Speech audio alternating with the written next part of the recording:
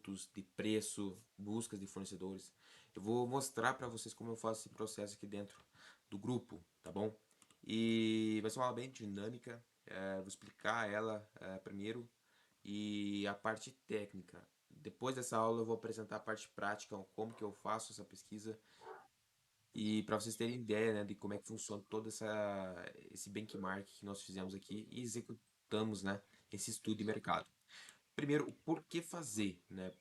Por que você tem que fazer isso? Eu sempre tento explicar.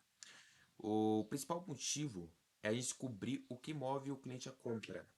Quais são as promessas que meus concorrentes estão fazendo? Quais provas que vocês têm que fazer prova? Qual prova que é? Qual tipo de oferta eles estão fazendo? E as fricções, né? Qual que é a fricção da operação dele?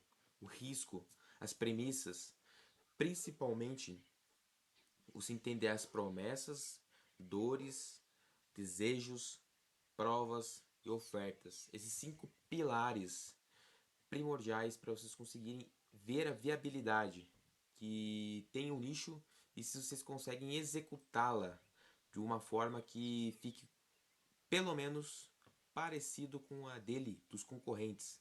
E o que eu faço aqui, eu sempre falo que o mínimo de concorrentes que bons que você tem que ter no mercado para você entender realmente o nicho são 10 em cada país. Já que, trazendo para nossa realidade do dropshipping, a gente precisa analisar 3 países primordiais na Europa, que são os países mais fortes economicamente, dizendo em termos de população e dados, que é o Reino Unido, Alemanha e França.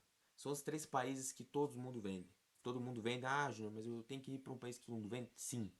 Se todo mundo vende é porque tem demanda, tem oferta e as pessoas estão à procura dessas ofertas.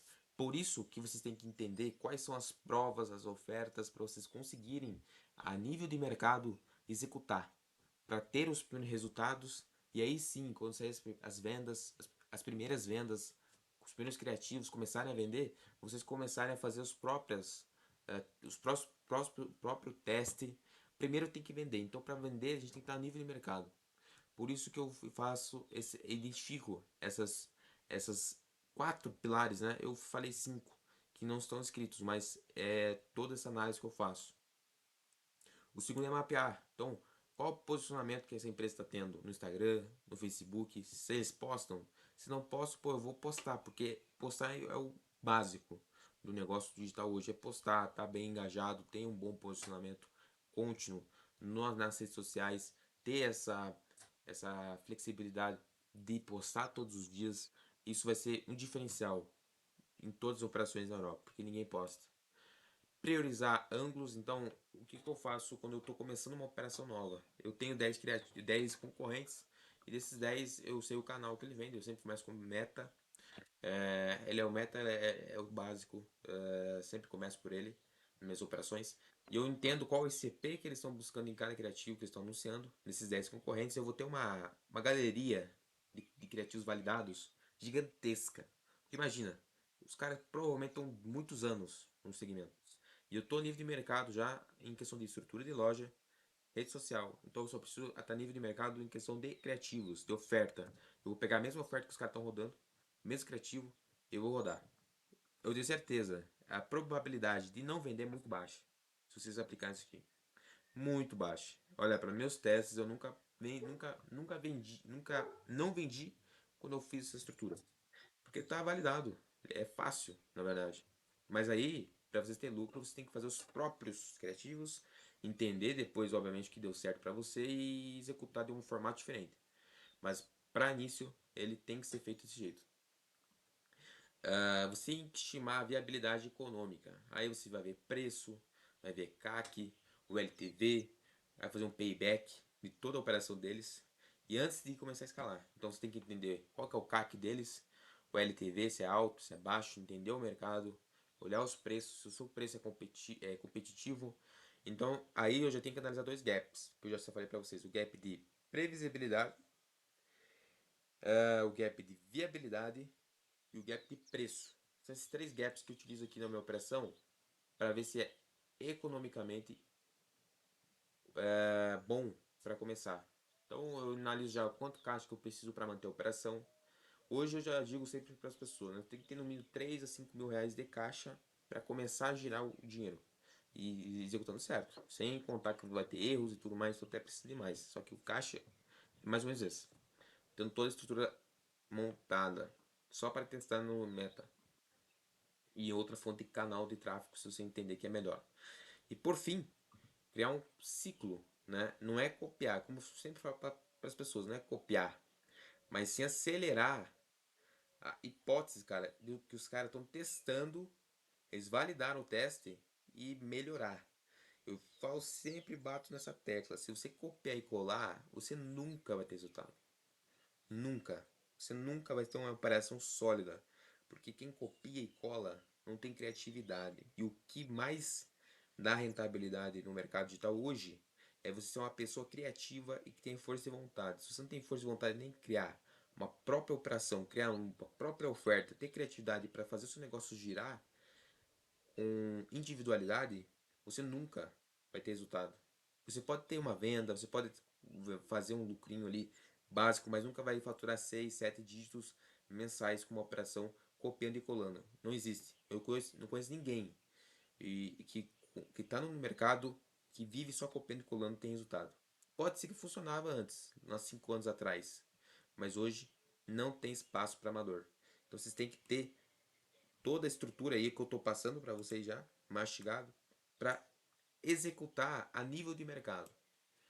Então eu espero que vocês escutem bem o que eu estou falando para vocês não ter frustrações, falsa expectativa, entendeu? Então, já entendendo o porquê fazer o benchmark, tantos benefícios que você tem, agora vamos para a parte mais analítica. O que eu tenho que analisar? Primeira coisa que você tem que analisar, você vai utilizar aí a inteligência artificial, vai pesquisar, vai ver os concorrentes, é o tamanho da oportunidade que você está vendo. Então, quais são o nível de mercado, né? Qual que é o detalhes que possuem esse mercado? Nichos, existem subnichos, existem tendências que as pessoas não estão vendo, sazonalidade.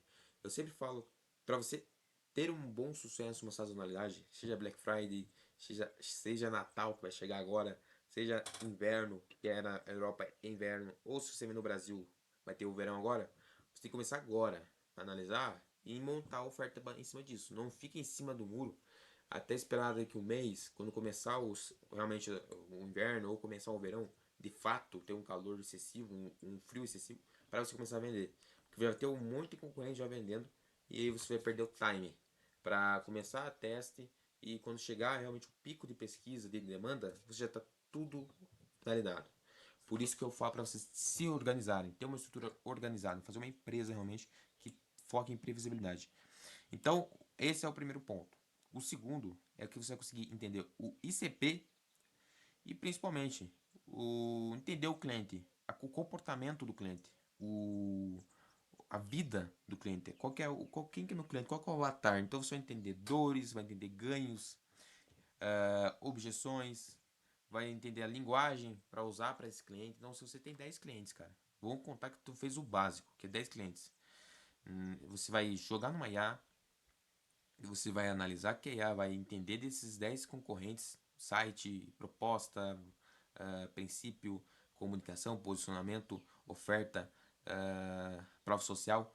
Ela vai fazer um briefing de tudo isso, vai dar para você e você vai analisar o seu dado analítico e vai ver todos os fatos.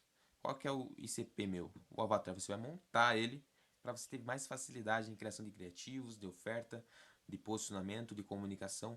Tudo isso vai facilitar a sua vida. Daí que eu falo, posicionamento e proposta e valor. O posicionamento nada mais é o que você vai postar, como postar, que tipo de conteúdo, qual que vai ser a posição que a minha empresa vai tomar no criativo, se vai ser mais agressiva, se vai ser mais passiva. Você vai entender na questão do posicionamento. O propósito e valor, o que você tem de valor, qual que é o teu produto, qual produto realmente, qual que é o valor que você agrega no produto seu. Por isso tem que ter uma proposta de valor. Eu, inclusive, vou dar um bônus. Embaixo dessa aula eu vou deixar um template onde define o que é uma proposta de valor. Que aí não vai ser no caso, um lado das dores do cliente e no outro lado os ganhos que o cliente vai ter quando comprar o seu produto. Então você tem que ter essa proposta de valor completa, toda feita. E embaixo dessa aula eu vou deixar o template com bônus para vocês. Ah, e aí vem, no caso, o quarto ponto, que é a oferta e preço. Então, como eu falei, você vai ter várias estruturas de ofertas desses 10 concorrentes para mais, que se você tiver mais, melhor ainda, validadas, garantias que eles colocam, bônus, ancoragem de preços que eles colocam e prazos. Por isso que eu falo para vocês, pelo menos se inspirar nessa estrutura, porque isso aqui, cara, eu acho que é um dos 80/20. Só falta o criativo. Então tem que ter um criativo bom, oferta boa e preço. Tendo esses 3 pontos e toda essa parte analisada, você vai ter muita chance de sucesso no seu, nos seus testes. Por isso que você tem que fazer essa análise. Você tem que analisar isso. Oferta e preço dos concorrentes. Para ter o preço pelo menos bater de frente com eles. E tua oferta ser mais atrativa no seu cliente. Tentar fazer uma oferta mais atrativa que os concorrentes estão fazendo. Criativos em mensagens. Vou dar um exemplo, tá? Na questão da oferta. Se o teu concorrente está oferecendo um produto, se o cliente comprar um produto, ele vai ganhar um frete grátis. Pô, oferta, cara, um produto e no compra de um produto, além de frete grátis, você vai ganhar um tênis. Aí você vai conversar com o fornecedor, vai buscar preço. E aí você vai fazer, aí no caso, essa oferta que vai ser mais atrativa. Pô, eu vou ganhar mais um frete grátis e mais um produto, eu vou comprar dele. Embora o seu preço vai ser mais alto, né? Porque você vai comprar um produto a mais. Só que não vai pagar duas vezes frete. Então aí que vem a vantagem. Tem que conversar com o fornecedor. O meu fornecedor aqui, já que eu sei que ele sabe que eu vendo e tudo mais, ele me dá $5 a menos do que o concorrente. Então eu consigo $5 aí, cara, de margem a mais.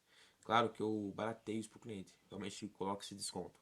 Então, eu fiz essa oferta, eu criei ela do zero, baseado no mercado e deixei mais atrativo pro meu teste. E aí, validou. Então, questão de criativos também. Então, você tem que analisar criativos. Qual é a mensagem? Qual que é o hook, né? Que é o gancho. Quais são o corpo do vídeo. Os formatos, né? Que eles mais testam. Se é estático, se é UGC, se é em vídeo, se é antes e depois, se é comparativo. Toda essa estrutura você tem que ter na ponta do lápis. E finalizando essa parte do benchmark na parte teórica, principalmente a parte de econômico. Qual que é o preço médio? Né? Mede todo o mercado. Qual é a margem? Qual que é o CAC estimado? LTV, payback, o ROAS, o ROI por canal. Isso aqui você vai entender na prática. Né? Mas eu coloquei aqui porque é uma ponta que você tem que analisar quando a operação estiver no ar. Qual que é o ROAS que você está tendo? Aqui, cara, pra mim ter lucro, eu tenho que ter um ROAS de 6 para mais nas minhas campanhas. Eu posso ter um ROAS menor, de 4, posso estar 4, mas eu não vou ter tanto lucro. Então eu prezo em ter um ROAS de 6 para mais. E para eu ter um ROAS desse tamanho, eu tenho que testar todo dia criativo. Todo dia criativo, toda semana oferta. E eu tenho que ter esse ciclo vicioso. Eu tenho que toda semana estar com esse ciclo. Por isso que é importante ter esses processos pré-definidos para quando eu for fazer continuamente, né, todo dia essa estrutura, eu analisar todos esses pontos com o time. Por isso que eu deixo aqui salvo.